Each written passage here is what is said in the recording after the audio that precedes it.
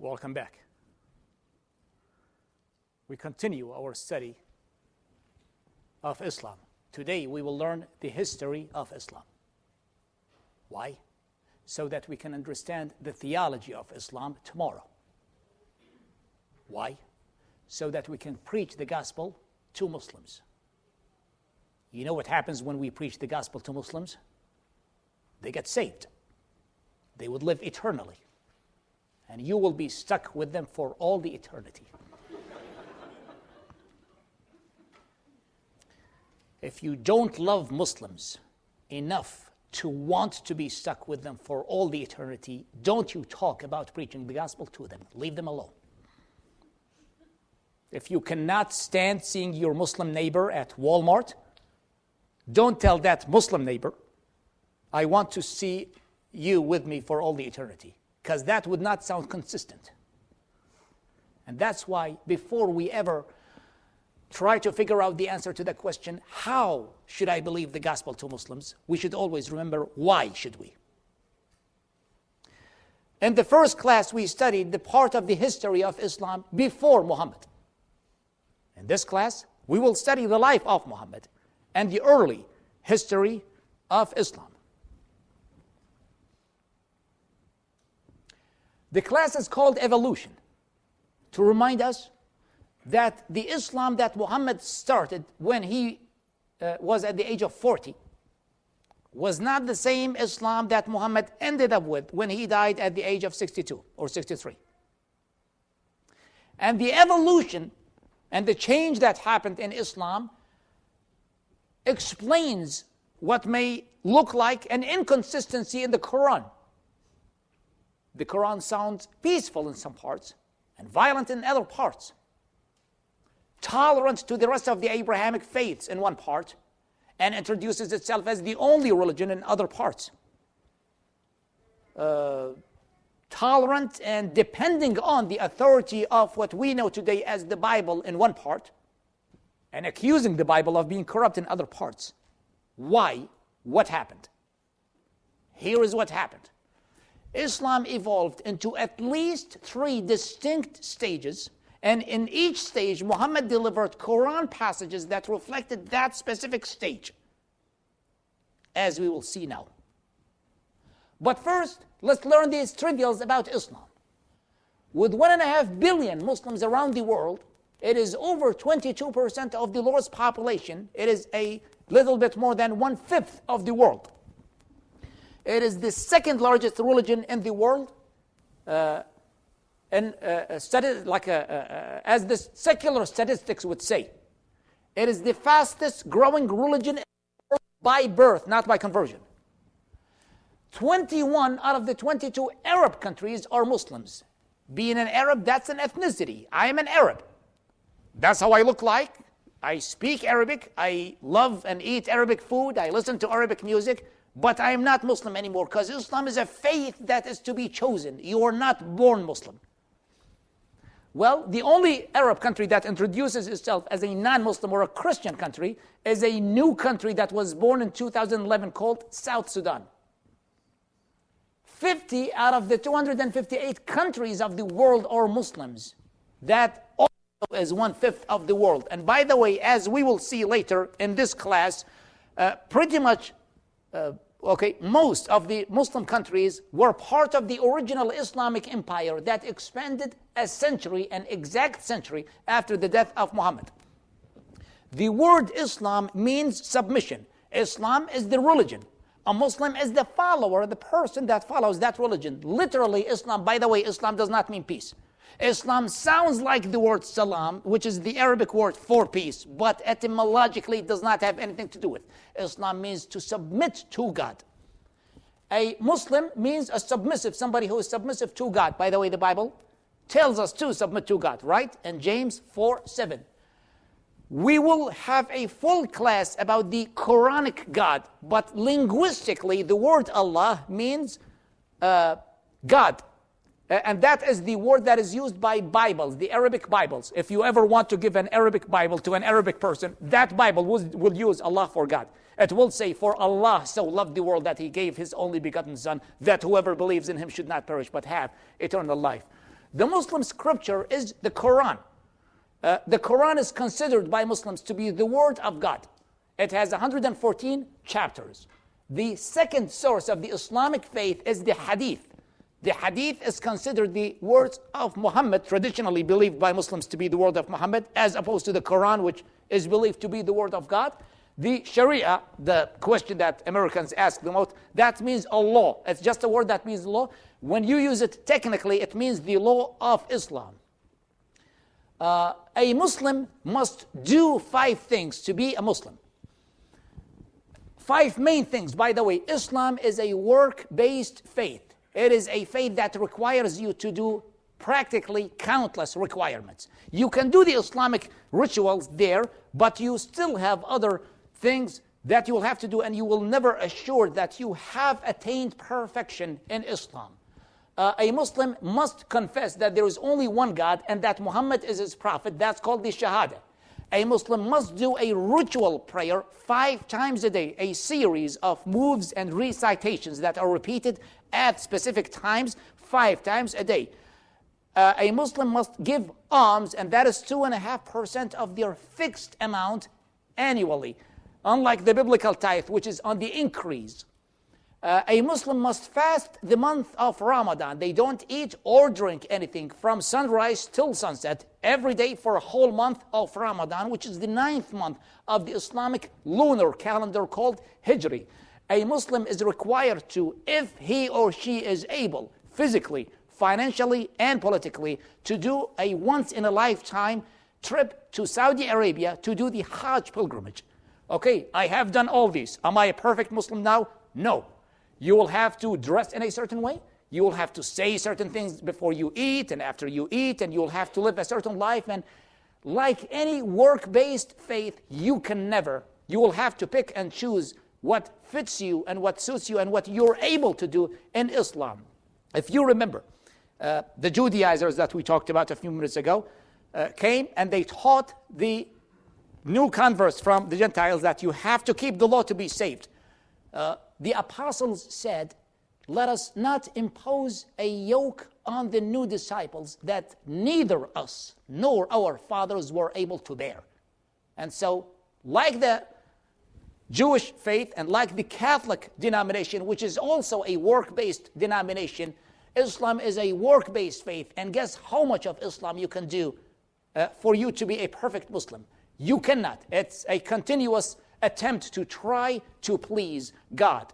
A Muslim must do 5 things. A Muslim must believe in 6 things that are called the 6 pillars of the Islamic faith, the articles of faith. A Muslim believes in God. The Quran tells Muslims to believe in the same God of the Bible, the God of Abraham and Isaac and Jacob. The Quran tells Muslims actually to believe in the Bible in the addition to the Quran. Now, traditionally, Muslims believe that the current Bible that we have today is not the same Bible that they were told to believe in. This is not a Quranic claim, as we will see. This is what the Muslim scholars came up with to try to compromise between Muhammad's commands to believe in the Quran and between the fact that the Quran is a radically different book than the Bible in its message. A Muslim must believe in the messengers of God and the angels and the last day and predestinations. Muhammad was the creator of Islam or the last messenger of God according to Islam. This is the time when Muhammad was born. This is where it is important for us to remember our first class. This white space between the Persian Empire and the Roman Empire, or between the Persian Gulf and the Red Sea, was Arabia. Arabia was a land with people, but it was not a nation. Most Arabs practiced what is called shirk. They believed in God, but they worshipped idols. And yet, there were many denominations of the Judaizers that were common in Arabia. The strongest one of them is known in the church history as the Ebionite Church, to which Waraqah bin Nawfal, the missing link between Islam and the Judaizers, belonged. So, most of them practiced the shirk. There was a very heavy Judaizers influence. They were separate tribes.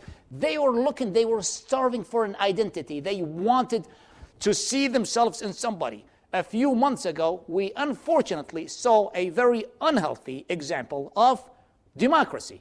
We have seen the price of freedom in this nation. People literally fought and punched other people who voted for somebody else for an office as a chief executive in the United States. And that was ugly. And that was not something that we are proud of. Hopefully, this division that this nation is experiencing now will pass. But you could see that people were looking for themselves in somebody else. And that exactly was the spirit of the Arabs in the year 570.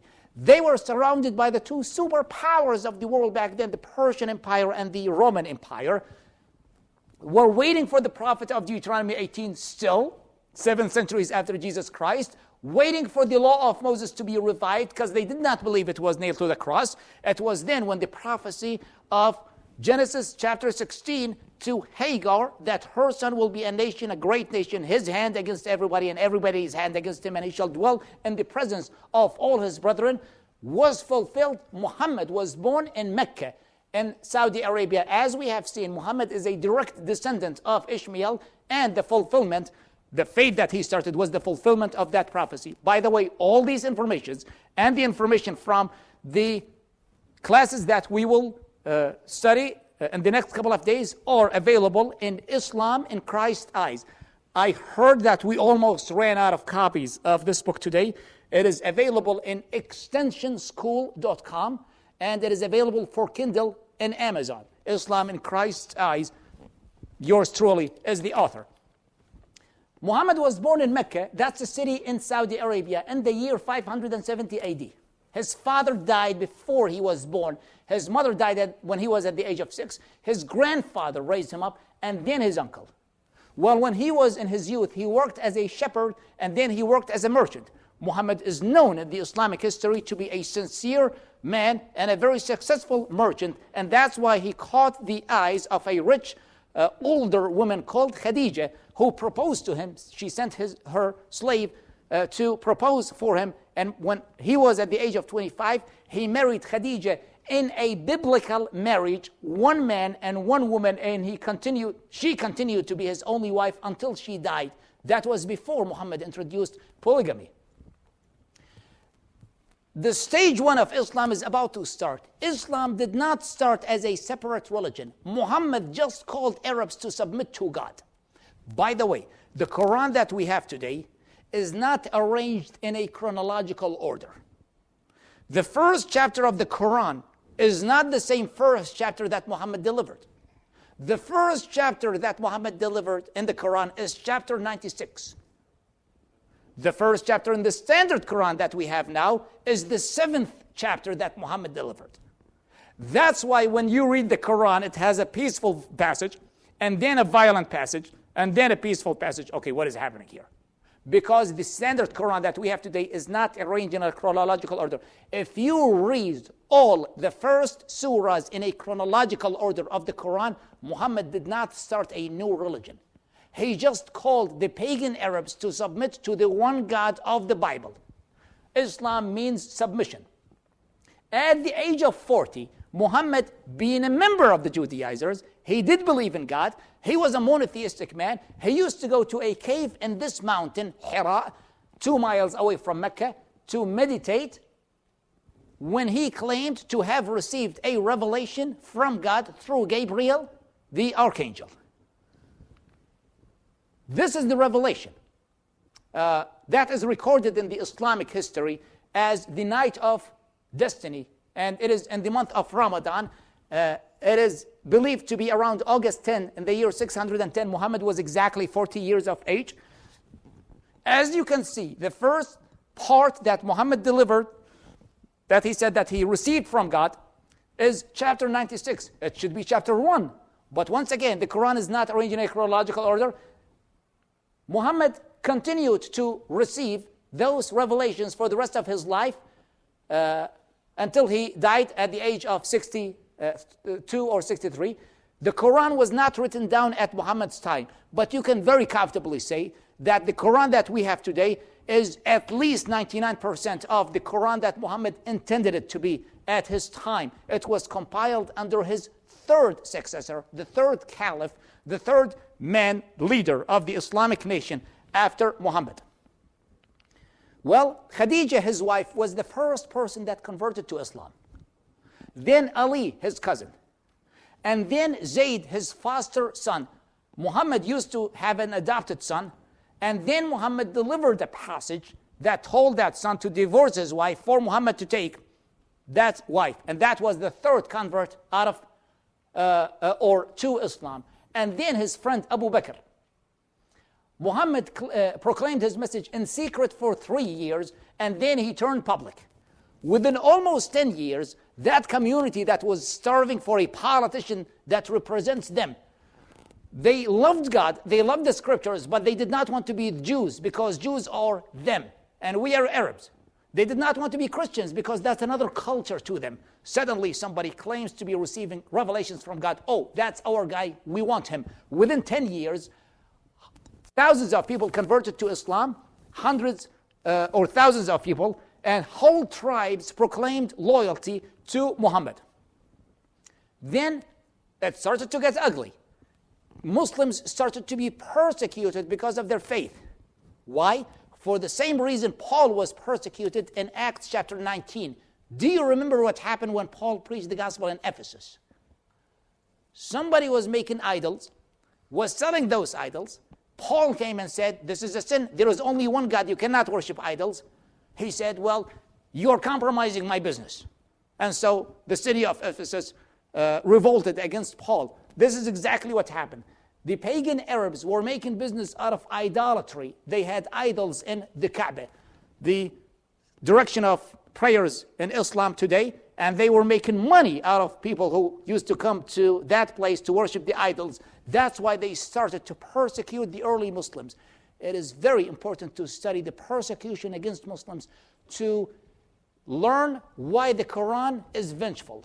Why does the Quran tell Muslims to fight the non-Muslims? Whether Muhammad intended for Islam to be militant or not, we will never know. But Muhammad did deliver eventually, later on, Quran passages that mobilized the Muslim community in Medina to fight those people who persecuted them. Now, every terrorist attack that happens, when the terrorist is asked, why did you do that? The terrorist would say, okay, that's a reaction. What is the action? That's the action. When Muslims were persecuted 1400 years ago, Muhammad's denunciation of the Meccan traditional religion was especially offensive to his own tribe. Muhammad's own tribe persecuted him, led the persecution against the Muslims. This is the Kaaba, which of course has been purged from idols in Muhammad's life right before he died. And today, millions of Muslims from around the world go to that place to do the Hajj pilgrimage. Then the second stage of Islam started. We will study that tomorrow, Lord willing, when Muhammad delivered a new kosher law that is different from the Jewish kosher law.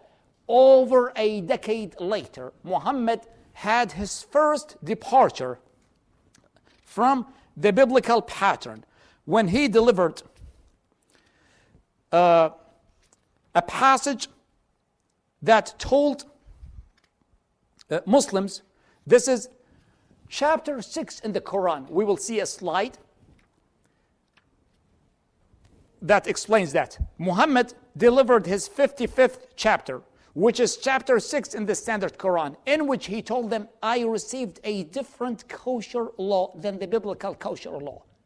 That was the first time Muhammad introduced Islam as a separate religion. That is the birthplace of the Sharia law. In that passage, Muhammad said, this is chapter 6, starting with verse 145. Say, I do not find in what has been revealed to me anything prohibited for anyone who eats it, unless it is a carrion or blood that pours forth or flesh of swine. And then he says later, for those who are Jews, we prohibited all that has claws of cows and goats. We prohibited for them their fats. That was the first time Muhammad said, Jews have this law, I have a different law. Guess what's the difference? Camels. Muhammad introduced a new kosher law, which is called the halal law, and the only difference between that law and the Jewish kosher law is the camels. Camels are not kosher in Judaism. It is halal in Islam. That's when Islam was introduced. The word Islam became a word for a religion, a separate religion, and not just submission to God. They were persecuted by the pagan Arabs. Sumayya was the first martyr of Islam, and she was a maidservant, and she was killed by her own slave owner. Muslims migrated to Ethiopia seeking refuge. Muhammad himself migrated to Al-Ta'if, which is another city in Saudi Arabia. They did not receive him there. He came back to Mecca.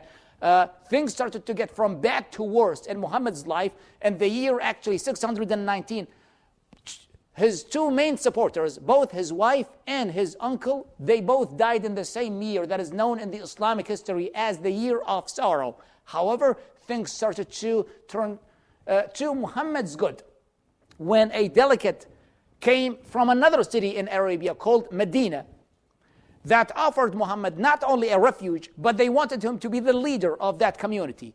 Muhammad migrated to Medina in what is known in the Islamic history as the Hijrah, or the migration, in September 27, the year 622. That's a major turning point in Islam. Before that, Islam was passive. After that, Islam became active. Before that, Islam was peaceful. The surahs that were delivered after that, they had a more violent tone to it. This is the route of the Hijrah, the migration of Muhammad from Mecca to Medina. As you can see, it is parallel to the Red Sea. The Bible talks about another exodus that was across the Red Sea. One of them had God's autograph, not the other one. In this slide, we can see almost clearly the three distinct stages of Islam. This is when Muhammad delivered his first chapter, his first surah, when he was at the age of 40. And this is when Muhammad died at the age of 62. So this is a timeline. This line in the middle is the Hijrah, the migration. Before that, Islam was peaceful. And the passages, the Quran passages that Muhammad delivered, they were all peaceful. After that, Muhammad delivered more violent passages. The two most violent chapters in the Quran are surahs 8 and 9.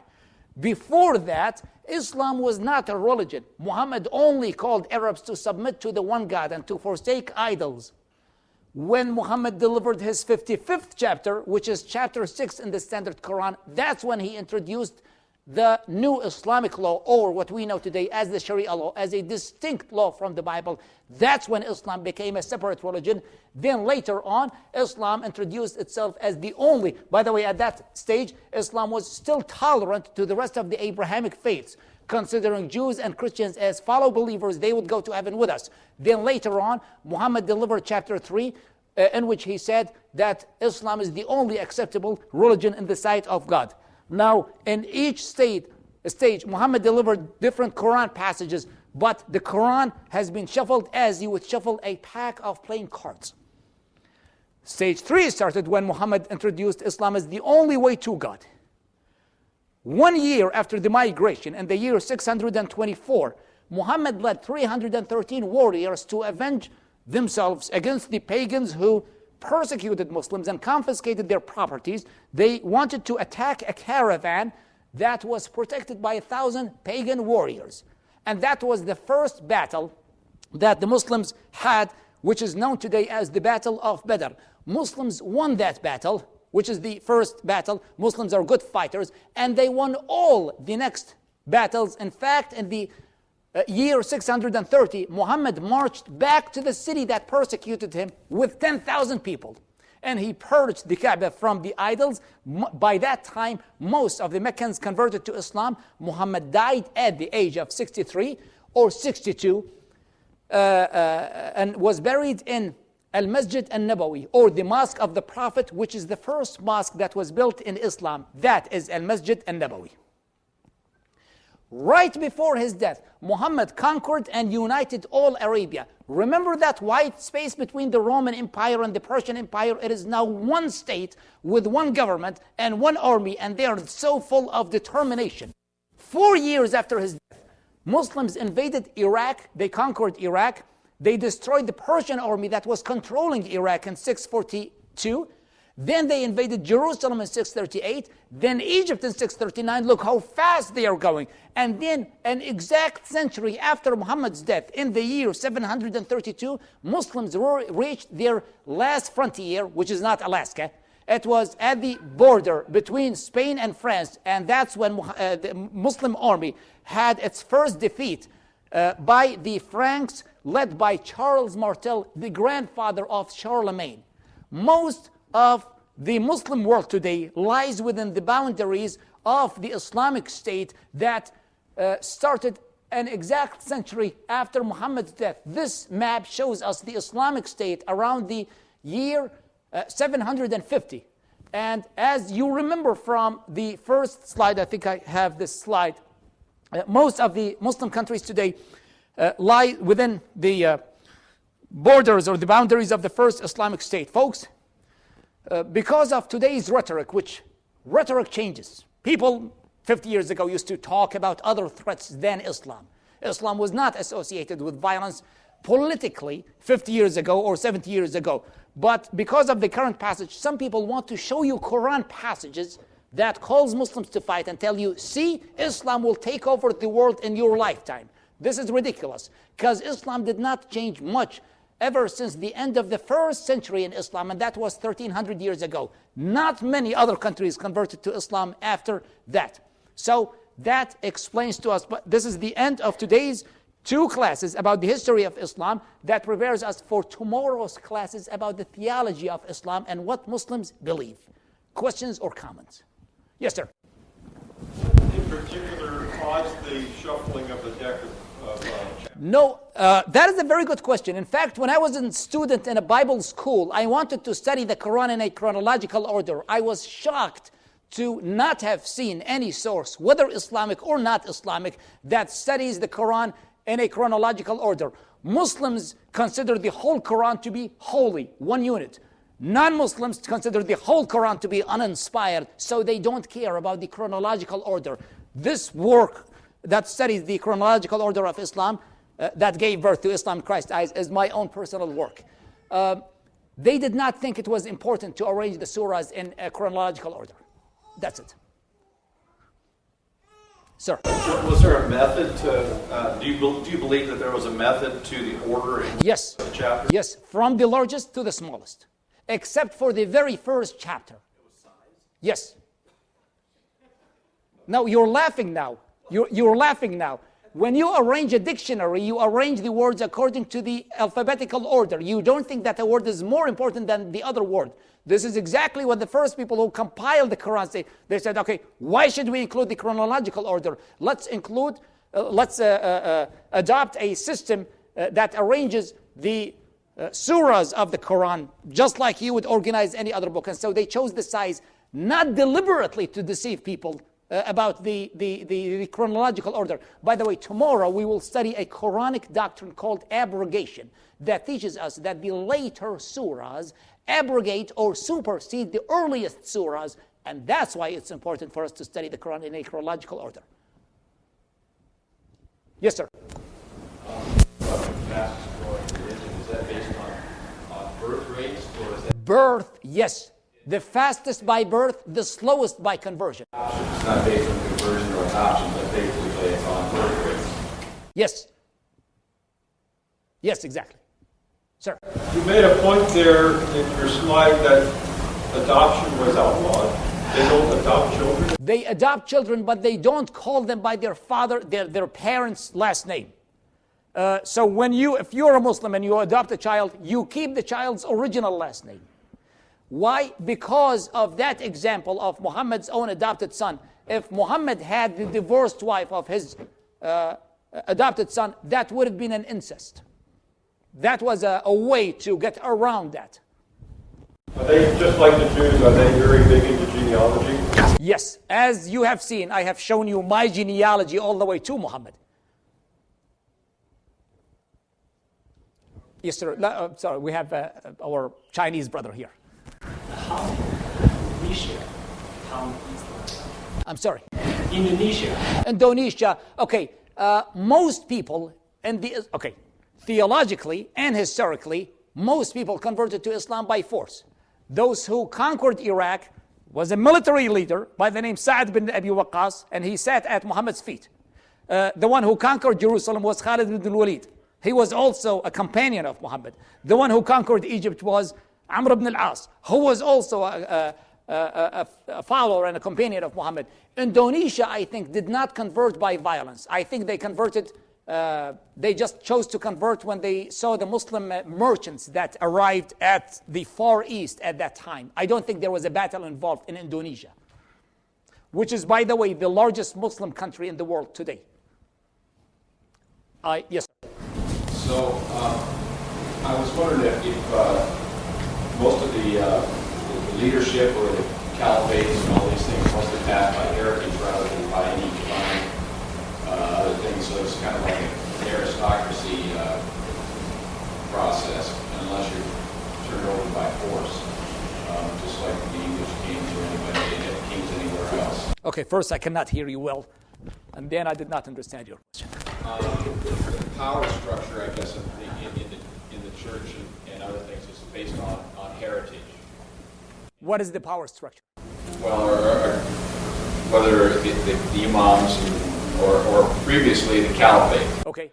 the caliphs, was based on relation and heritage and blood, right, and passed on, and if they were between the, I thought that's my thought. But This is not what Islam introduces itself.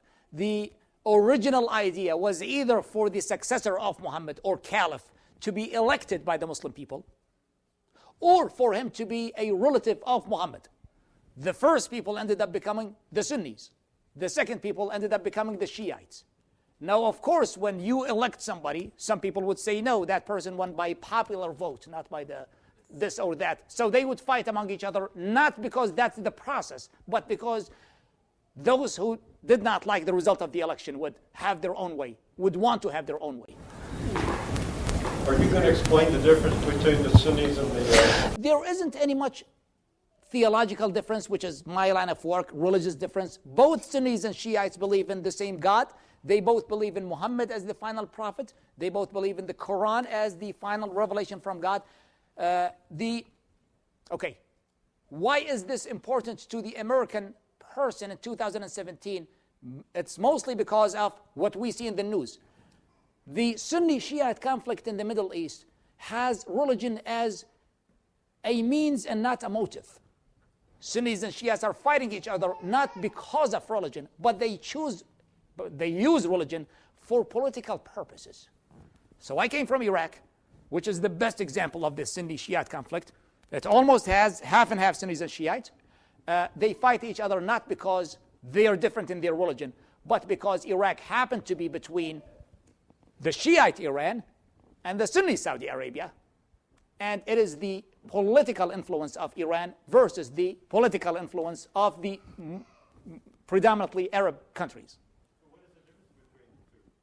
There isn't much difference. Once again, the original difference was some people said, when Muhammad dies, let us elect a successor of Muhammad. Caliph means a successor. And they had their way. They elected Abu Bakr, his friend. Others said, no, only relatives of Muhammad, namely the 12 imams, are the rightful leaders of the Islamic State. They had their fourth caliph, Ali, who was Muhammad's cousin. How is that different today?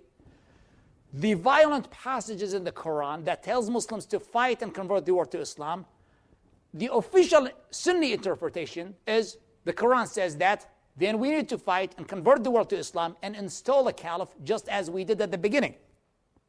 That's why ISIS and Al-Qaeda are Sunnis, not Shiites. That's why Abu Bakr al-Baghdadi was installed as a caliph. Shiites would say, no, these violent passages are not for us. The only surviving member of Muhammad's relatives, the 12 imams, which what they call the Mahdi, when he comes back, he will lead the final war that converts the world to Islam. These passages are not for us. That's the main, I would say, political difference or political religious difference between the two. Yes, sir. So the caliphate that ISIS is calling for, is there a historical basis? Does it follow the same map or is it different? ISIS is a group that happened to take over the news in the past 3 years, and they did not exist at all in the past 1400 years. Yes, they followed what the Quran says, because the Quran tells Muslims to fight and convert the world to Islam, even though most Muslims don't want to do that. And so, by the way, where is ISIS now? ISIS has officially been declared defeated in Iraq a few months ago. And today in the news, I read that the capital of ISIS in Syria, which is Raqqa, has been declared ISIS free. And so it's not a strategic part of the history of Islam that we are studying today. It happens to be the thing in the news today. Yes, sir. You just said when Muhammad returns, when you were answering somebody else's question, you were talking about the 12 items. The Mahdi, not Muhammad. Okay, his name is Muhammad too, by the way.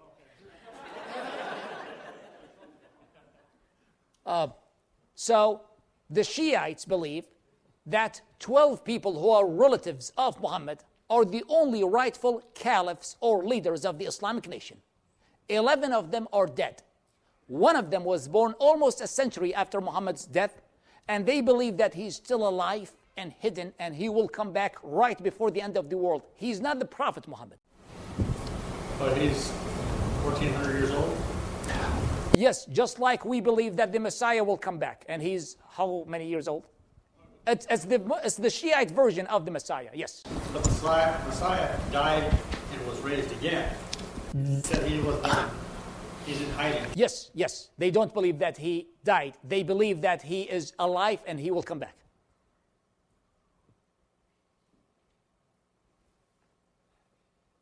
Yes, ma'am. If you're a direct descendant of Muhammad, Yes. aren't you like one of the The 12 Imams? No, I'm sorry. No. They have, the 12 Imams are, in fact, by the way, once again, I'm sorry we ran out of copies. There is a list, if you have a copy of the book, and these 12 Imams are on page 62. Ali, his cousin. Hassan and Hussein are the sons of Ali. Ali Zain al-Abidin, the son of Hussein. Then his son Muhammad al-Baqir, Ja'far al-Sadiq, Musa al-Kadhim, Ali al-Rida, Muhammad al-Jawad, Ali al-Hadi, Hassan al-Askari, and the last one, the 12th one, is Muhammad al-Mahdi. So it's a specific list of 12 people, not every descendant of Muhammad. Are they contemporary, or are they spread out over various years? They are sons of each other, and the first of them were contemporaries of Muhammad, and then the rest were right after the death of Muhammad.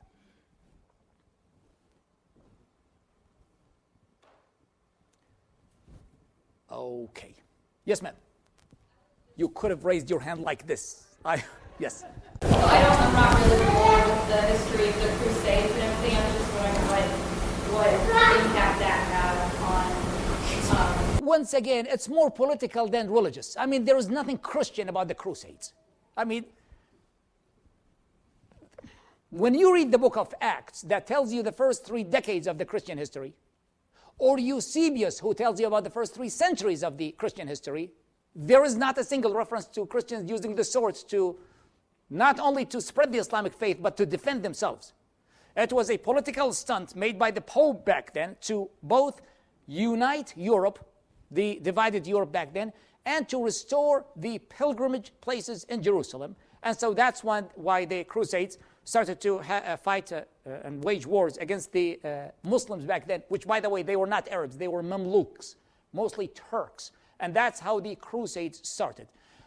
They still have a political impact on the Christian-Muslim relationship today, not in a good way, but there is nothing religious in that by either side. And because of that, it does not have a direct part to do with my work, which is to study Islam as a faith and see whether it is from God and for us to follow it, or whether it's not from God and for us to turn our face and walk away. Yes, sir. Looking at history, and this is probably on the political side more than the religious side, but does Islam teach? It appears like Islam has been a progressive antagonistic religion that wanted to increase its boundaries and take over other nations through world history. Is that a teaching in Islam? Religiously, yes, that's what the Quran says. Your Muslim neighbor does not want to do that, though. Yes, sir. So I once went to an Islamic center opening, and I was so I asked him, what's the difference between the caliphate and the Holy Roman Empire, and as far as structure, politics, and economics? Okay. And in my own perception, I don't see that there's much difference. I also wonder if the disputes between the Sunnis and the Shia and any other disputes are nothing more, and you talk about politics, but basically it's all rationalizations of economics and territory. Territory being an aspect of economic control. Which drives it even further away from Islam in Christ's eyes, which is a scriptural study of Islam. You can go on and list the differences and the similarities between the Caliphate and the Holy Roman Empire. My work is, did Muhammad bring an inspired message and should we follow him? Or did he not bring an inspired message and should we teach our Muslim neighbors in love that, Christ is the way to God? We can go on and on forever in the details and the specific. When you know the total, you don't need to discuss the specifics. For example, if you had enough money to buy one car, would you buy a 2016 Toyota Camry or a 1973 Ford Pinto? Well, somebody would say, I hope the majority of us would say, I will buy the 2016 Toyota Camry. That's it. You don't need to go into the specifics. Oh, but the Camry has a better infotainment system than the Ford Pinto, and the suspension is better than that. Okay, you have already decided to get that car because it's better than the old Ford Pinto. When you realize that Islam is not inspired, at least my work is done. Is Islam inspired? We should all follow it and convert to Islam today. Is it not inspired? Then we should teach others that Islam is not inspired and that there is no reason for people to convert to Islam, and we should teach our Muslim neighbors that they have the choice to choose Christ and not Islam. And so let's make the best use of the time that we have and focus on. Yes, sir. So I don't mean to be offensive or anything about this, but I think one of the, at least my perception of listening to the news and things of that nature, I think one of the things that terrifies people about the Muslim religion in general is we keep hearing about the holy jihad, and that, and I understand that's probably a very general or broad description or something, and people make it encompass the entire religion. But we keep hearing about this jihad, and this jihad is like a holy war, and the goal of this jihad is to take over the world. And when you identify with a group of people that have this belief, it makes it kind of disjointed when you say, well, yeah, it teaches this in their book, but there's these select people over here, no, they don't believe in that. We had a Muslim woman that was here a few minutes ago. She had to leave. It would be very hard for me to explain to you that Muslim did not want to take over your house and your place. It's in the book, though, right? It's in the book. That's the whole point. The religion is bad. The people are good. Now, if you did not have a copy of my book, here's a spoiler alert. 3 points. Islam is bad. Islam is false. Muslims are good. Any other argument against that is deceptive for specific motives. Muslims are your neighbor, and if you don't have enough Muslims to deal with in Alaska, there are many other parts of the world that go to a Muslim doctor or to a Muslim merchant, and they know that these specific people do not want to take over their place. Who is the source or who is responsible for this rhetoric that tells you that if there is one bad Muslim on the face of the earth, then you do not want your neighborhood to have one Muslim in it. That's beyond my line of work. I am here to do what the Bible says and teach people that Christ is the way to God, and we should love our neighbors and share Christ with them. Anything that you've been hearing on TV or on radio or on the Facebook memes that we are seeing every day is none of my business. Sir. Can you define how you're using the word good in relation to the Muslims? The people. Once again, if you have not met a single real-life Muslim, it would be hard for me to teach you that my mom is a good person and that woman in the head cover at Walmart is not there to slit your throat or to blow up your house. If you have not met a real-life person, I have no idea how to reason with you by saying these people are made after God's own image, which, guess what, it's good. Yes, sir. You would talk about the evolution of Muhammad and this. Of Islam. Muhammad did not evolve. Yeah. But the evolution came from Muhammad's divine interpretation of whatever he was telling the people he was receiving. Yes. And there's conflict in those surahs. Yes. And I actually read a book talking about the history of Muhammad. I haven't finished the book yet, but how is it that a religion that has that much conflict with its own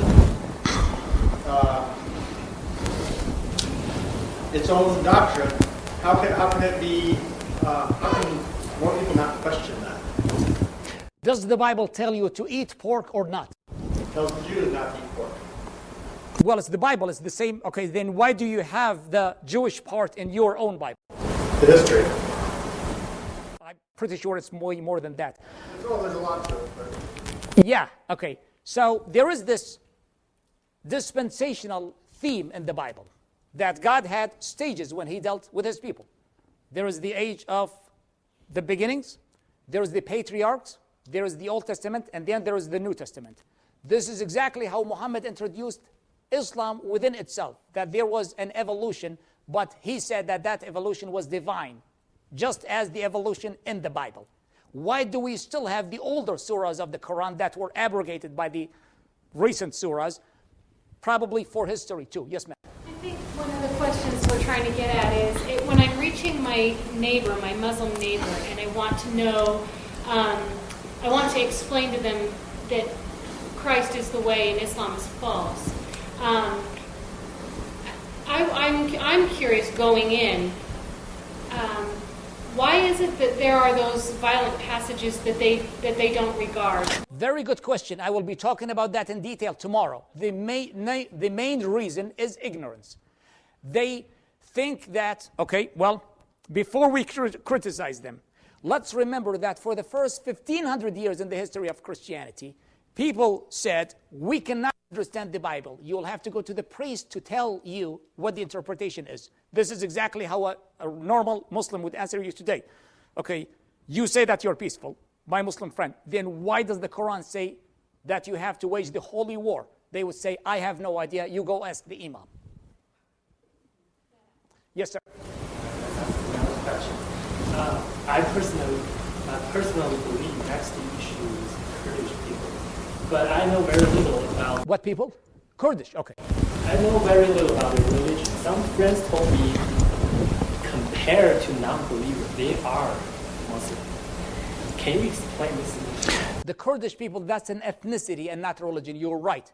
And statistically, most of them are Sunni Muslims, and then Shiite Muslims, and then Christians of some kind, and then Yazidis. Yazidis. Yes, sir. So why did they say compared to non-believers? So what compared to Muslims are they still Muslims? I don't understand. What do you mean compared to non-believers? They told me that Kurdish people, if you compare Kurdish people with non-believers, they are Muslims. But they are not very, very you mean not devout Muslims. Well, okay. Yes and no. Politically, Kurds happen to be pro West.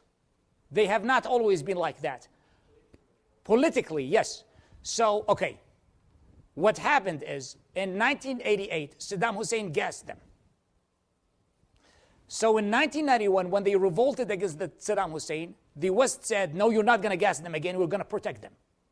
So that started a relationship between the West and the Kurdish people. They are also Muslims like Arabs, but they are friends with the West, officially, and they have been fighting alongside the West.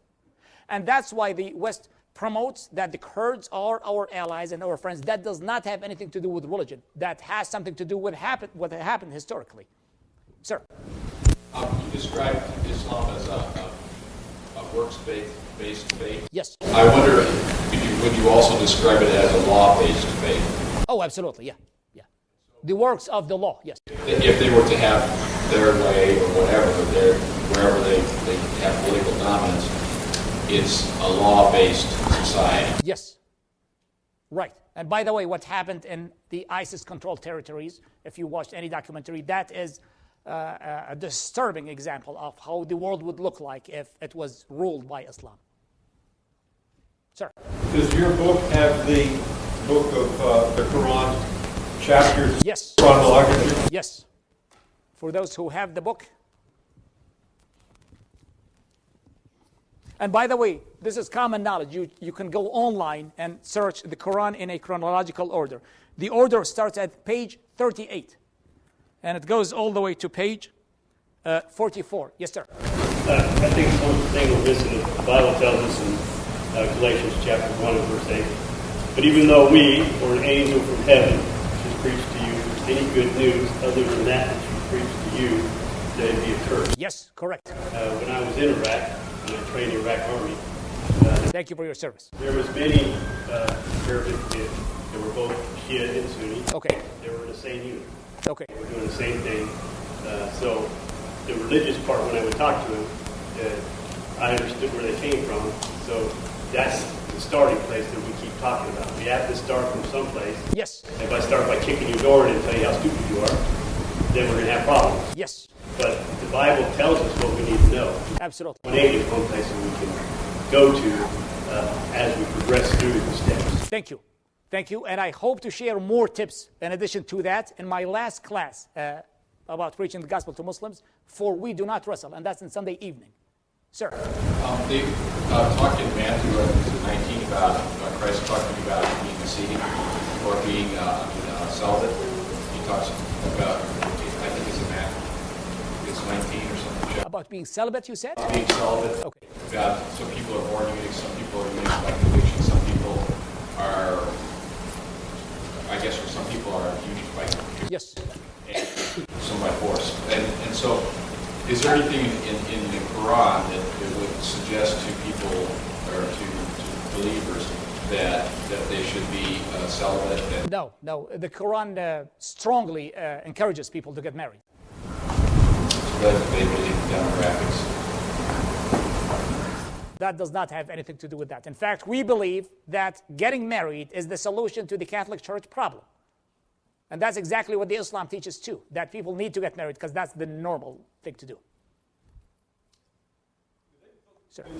Muslims believe in a heaven like we believe in a heaven? A different kind of a different kind, a more fleshly, worldly kind of heaven that appeals to our worldly desires. And they don't call it heaven, they call it paradise. Because heaven has a more spiritual tone to it than paradise. And do they believe in eternity? Yes, they believe in eternity. Yes, sir. All right. And that paradise was part of Muhammad's revelations? Yes. Yeah, he told them, if you do more good deeds than bad deeds, which, by the way, he did not give any accurate way of how can I be sure that I will go to paradise, but he did introduce an eternity of a paradise and a hell.